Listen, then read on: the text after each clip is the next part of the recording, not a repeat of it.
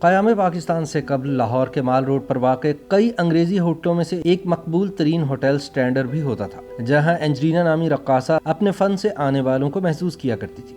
لیکن آج نہ یہاں سٹینڈرڈ ہوٹل نظر آتا ہے اور نہ ہی اینجلا۔ البتہ افسانوں اور ناولوں میں دونوں کا تذکرہ جا بجا ملتا ہے، جو سٹینڈرڈ ہوٹل اور اینجلا دونوں کو زندہ رکھے ہوئے ہیں۔ گزرے وقتوں میں لاہور کی مال روڈ پر کتنے ہی ہوٹلز اور ریسٹورنٹس تھے جو اب قصہ پارینہ بن چکے ہیں۔ قیام پاکستان سے قبل مال روڈ پر ریگل چوک میں سٹینڈرڈ ریسٹورنٹ ہوا کرتا تھا، جس کا تذکرہ فکشن اور نان فکشن دونوں طرح کی تحریروں میں ملتا ہے۔ پران نول کی کتاب لاہور اے سینٹیمنٹل جرنی، جس کا نعیم احسن کے قلم سے اردو ترجمہ لاہور جب جوان تھا سے کیا گیا ہے، اس میں پران نول لکھتے ہیں، سن 1939 کے لگ بھگ مال روڈ پر سٹینڈرڈ ریسٹورنٹ کا قیام عمل میں آیا، جو چائے کے وقت کے انقلاب کا نقیب بنا۔ وہاں پر 1 روپیہ اور 4 آنے میں کوئی جس قدر چاہتا چائے پی سکتا تھا، اور اس کے ساتھ جتنی تعداد میں چاہے پیسٹریاں، پیٹیز، سینڈوچ اور کیک کھا سکتا تھا۔ یہ مال روڈ پر کھلنے والا پہلا ریسٹورنٹ تھا جہاں ہندوستانی کھانے اور چپاتیاں فراہم کی جاتی۔ ہندی کے ممتاز فکشن نگار یشپال کے ناول جھوٹا سچ کا آغاز 40 کی دہائی کے لاہور سے ہوتا ہے۔ یہ ناول، جسے ہندی سے اردو میں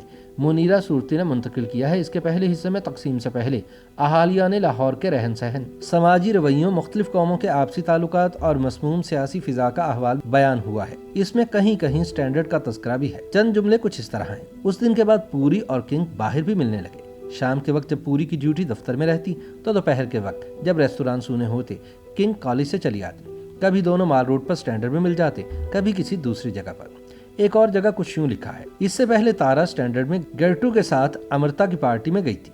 کالج کے ریستوران میں کئی بار لڑکے لڑکیوں کے ساتھ مل جل کر چائے پی لیتی۔ ایک نوجوان کے ساتھ اکیلے ریستوران میں جانا بہت بڑا قدم جان پڑا۔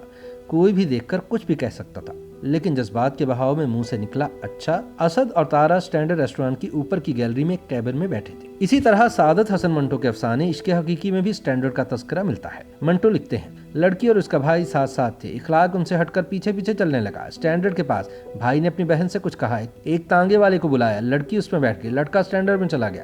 لڑکی نے نقاب میں سے اخلاق کی طرف دیکھا، اس کا دل دھک دھک کرنے لگا، تانگا چل پڑا۔ سٹینڈرڈ کے باہر 3-4 دوست کھڑے تھے، ان میں سے ایک کی سائیکل اس نے جلدی جلدی پکڑی اور تانگے کے تعاقب میں روانہ ہوا۔ اسی طرح شاعر مشرق علامہ محمد اقبال رحمۃ اللہ علیہ کے فرزند ڈاکٹر جاوید اقبال نے اپنی خود نوشت اپنا گریباں چاک میں بتایا ہے کہ علامہ محمد اقبال کی وفات کے بعد جس راہ پر انہوں نے چلنے سے منع کیا تھا، وہ اسی پر بگٹٹ دوڑے۔ اگر شام کے بعد گھر سے باہر نکلنے کی ممانعت تھی تو اب وہ آدھی رات سے پہلے گھر نہ پلٹتے۔ فلم دیکھنے پر پابندی تھی تو اب 3 شو دیکھتے۔ نوجوان جب چوڑ ہو جاتی ہیں تو پھر ریسٹورنٹ جانا بھی ان کے معمولات کا حصہ بنتا ہے۔ اس زمانے میں ان جگہوں پر مینوشی بھی ہوتی تھی، رقص کی محفل بھی جمتی تھی۔ ڈاکٹر جاوید اقبال نے اس دور کے ہوٹلوں اور ریستورانوں کا ذکر کچھ یوں کیا: مال روڈ پر ہی لاہور کے مشہور ریسٹورنٹ اور ہوٹل واقع تھے۔ ان میں لارنگز جو شادین بلڈنگ میں تھا اپنی چائے اور پیسٹریوں کی وجہ سے بے حد مشہور تھا۔ اسی طرح سٹینڈرڈ، سٹریفلز، میٹرو، فلیٹیز اور نیڈلز وغیرہ بھی مینوشی اور یورپی طرز کے رقص و سرور اور رات کے کھانے کے لیے مشہور جگہ تھی۔ سٹینڈرڈ ریگل چوک میں واقع تھا، سٹریفلز وسطی مال روڈ پر واقع تھا، میٹرو کی جگہ اب واپڈا کی بلڈنگ ہے، نیڈوز کی عمارت گرا کر اب وہاں اواری ہوٹل بن چکا ہے۔ البتہ فلیٹیز ہوٹل اپنی اصل شکل میں اب تک موجود ہے۔ معروف تاریخ دان کے عزیز مرحوم نے بھی سٹینڈرڈ کے بارے میں لکھا ہے کہ اس ریسٹوران میں ہندو اور سکھ خواتین خاندان کے ہمراہ آ جایا کرتی تھیں، لیکن مسلمانوں میں صرف مرد نظر آتے۔ ان کے مطابق تقسیم ہند کے بعد سٹینڈرڈ زیادہ عرصہ نہیں چل سکا، کیونکہ اس کے گاہکوں کی بڑی تعداد لاہور سے چلی گئی اور اس کا انجام بھی دیگر ہندو اور یورپین ہوٹلوں کی طرح ہوا۔ یاد رہے کہ سٹینڈرڈ کی طرف کھینچے چلے آنے کی ایک وجہ اینگلو انڈین ڈانسر اینجلا کا رقص بھی تھا، جس کا ذکر کئی معروف ادیبوں نے کیا ہے۔ نامور فکشن نگار مستنصر حسین تارڑ، جن کا بچپن سٹینڈرڈ کے قریب لکشمی مینشن میں گزرا، ان کے ناول راکھ میں بھی اس ریستوران کا تذکرہ موجود ہے۔ تارڑ لکھتے ہیں: لکشمی مینشن کے 6 منزلہ فلیٹوں کی لمبی مستطیل چھت پر مشاہد کی کھلی آنکھوں پر جو آسمان تھا، اس کی نیم تاریکی میں صرف ریگل چوک کے پاس سٹینڈرڈ کے اوپن ایئر ریستوران میں سجاوٹ کے قمقموں کی ہلکی روشنی تھی، جو اس تاریکی میں آگے ہو کر بجھتی جاتی تھی، اور اس کے کانوں میں موسیقی اور تماشائیوں کا ہلکا شور تھا۔ اور اس شور کے درمیان سڑک کے پار سٹینڈرڈ کی چھت پر شہر لاہور کی اکلوتی اور من پسند ڈانسر اینجلا ناچ رہی تھی۔ اینجلا کے رقص کا ذکر ممتاز ادیب انتظار حسین نے چراغوں کا دھواں میں بھی کیا ہے، لیکن انہوں نے جو دلچسپ ماجرا لکھا ہے وہ سٹینڈرڈ نہیں بلکہ میٹرو ہوٹل سے تعلق رکھتا ہے۔ اے حمید نے سٹینڈرڈ کی جگہ ایک سٹور کا ذکر کیا ہے۔ یہ سٹور بھی اب نہیں ہے اور اس وقت یہاں ایک بینک کی برانچ ہے۔ یہ ریستوران مال روڈ سے لیگل سینما کی طرف جانے والے راستے کے دائیں نکڑ کے قریب ہی تھا۔